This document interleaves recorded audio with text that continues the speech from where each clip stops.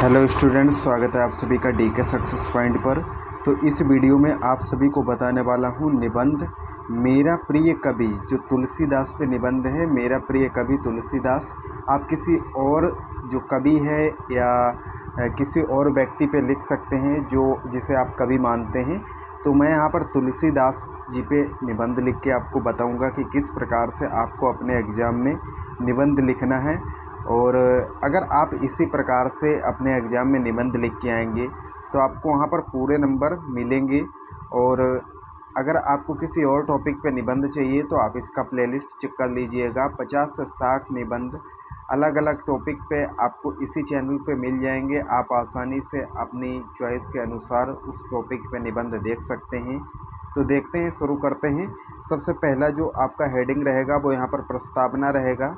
प्रस्तावना में आप डालेंगे कि मैं यह नहीं कहता कि मैंने बहुत अधिक अध्ययन किया है, परंतु भक्तिकालीन कवियों में कबीर, सूर और तुलसी तथा आधुनिक कवियों में प्रसाद, पंत, महादेवी के काव्य का अध्ययन अवश्य किया है। इन कवियों का अध्ययन करते समय तुलसी काव्य की अलौकिकता के कारण मेरा मस्तक उनके सामने सदैव नत होता है। नत मतलब झुका है, या प्रणाम करने के लिए जो मस्तक झुकता है नत होता है। इसके आगे जो हम हेडिंग डालेंगे कि इनके जन्म की परिस्थितियाँ, इनकी जन्म की किस परिस्थिति में इनका जन्म हुआ, जन्म के बारे में इनकी कुछ घटनाओं के बारे में यहाँ पर लिखेंगे।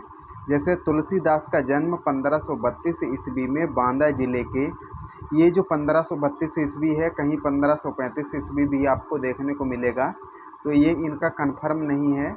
तो यहाँ पर तुलसीदास का जन्म 1532 ईस्वी में बांदा जिले के राजापुर गांव में हुआ था। कुछ लोग एटा जिले के सोरो नामक कस्बे को उनका जन्म स्थान मानते हैं। तुलसीदास जी का जन्म बहुत ही विषम परिस्थितियों में हुआ था। हिंदू समाज आसक्त होकर विदेशी चंगुल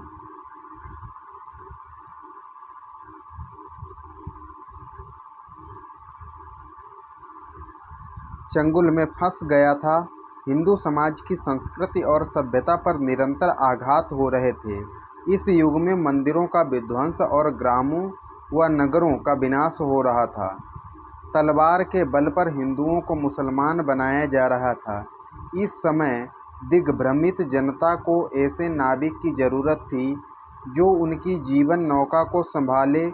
गोस्वामी तुलसीदास ने निराशा के अंधकार में डूबी हुई जनता को सामने भगवान राम का लोकमंगलकारी स्वरूप प्रस्तुत किया। इसके आगे नेक्स्ट हेडिंग रहेगा, वो रहेगा यहाँ पर तुलसी के राम।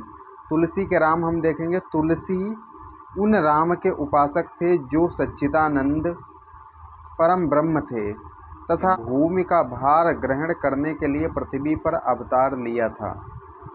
इसके बाद इनकी यहाँ पर ये दो लाइनें लिखेंगे। जब जब हुई धर्म के हानि, बाढ़ही असुर अधम अभिमानी, तब तब प्रभु धरि विविध शरीरा, हरहि कृपा निध सज्जन पीरा। तो यहाँ पर बताया गया है कि जब जब पृथ्वी पर अत्याचार होते हैं और जो गलत कार्य करने वाले लोग हैं वो बहुत ज़्यादा हो जाते हैं, तब भगवान मनुष्य के रूप में आते हैं और उन लोगों का जो है अंत करके जो सही लोग होते हैं उनकी रक्षा करते हैं। इसके बाद जो नेक्स्ट इसका हेडिंग है वो यहाँ पर हेडिंग है तुलसीदास की निष्काम भक्ति भावना। तुलसीदास की निष्काम भक्ति भावना क्या है कि सच्ची भक्ति वही है जिसमें आदान प्रदान का भाव नहीं होता है। भक्त के लिए भक्ति का आनंद ही उसका फल है। इस संदर्भ में तुलसी का तो यही कथन है। तो यहाँ पर दो लाइनें और इनकी लिखी हैं। मौसम दीन न दीहित, तुम समान रघुवीर, अस विचारी रघुवंश मनि, हरहु विषम भव पीर। तो इस प्रकार से इनकी दो ये लाइनें यहाँ पर लिख देनी हैं।